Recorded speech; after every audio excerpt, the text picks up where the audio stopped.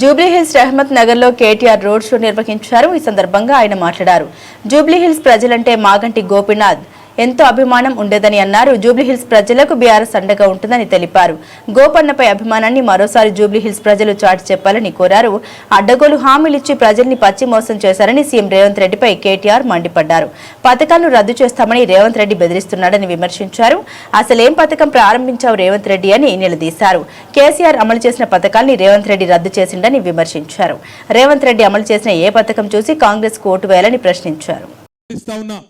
నేను మీకు మాటిస్తున్నా, అయ్యో మా గోపన్న లేడు కదా, మాకేమన్నా అయితే గూండగాల్లో రౌడీగాల్లో వాడో వీడో లట్టుగాడో పొట్టుగాడో సతాయిస్తే ఎట్లా అని మీరు అనుకుంటుండొచ్చు.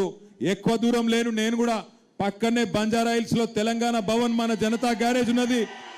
ఒక్క ఫోన్ కొడితే 40 మంది ఎమ్మెల్యేలను ఎమ్మెల్సీలను తీసుకొని మీ రేమత్ నగర్కి వచ్చే బాధ్యత నాది. ఆడబిడ్డ కదా ఏం చేస్తుంది అనుకుంటుర్రేమో. ఆడబిడ్డ అంటే ఆదిశక్తి రూపం. తప్పకుండా సునీతమ్మ కూడా అర్ధరాత్రైనా ఒక అమ్మలాగా ఒక అక్కలాగా మీకు అండగా నిలబడుతుంది. మేమందరం కేసీఆర్ గారితో సహా మొత్తం పార్టీ మీకు అండగా నిలబడుతుంది. భయపడవలసిన అవసరం లేదు. ఏ స్థలం అయితే గోపీనాథ్ గారు కాపాడినరో ఎస్పీఆర్ హిల్స్ లో, ఆ స్థలంలోనే నేను మీకు మాటిస్తా ఉన్నా, బ్రహ్మాండమైన స్టేడియం కడదాం, దానికి మాగంటి గోపీనాథ్ గారి పేరు పెడదాం. ఎన్ని కోట్లు ఖర్చైనా బ్రహ్మాండమైన స్టేడియం కడదాం.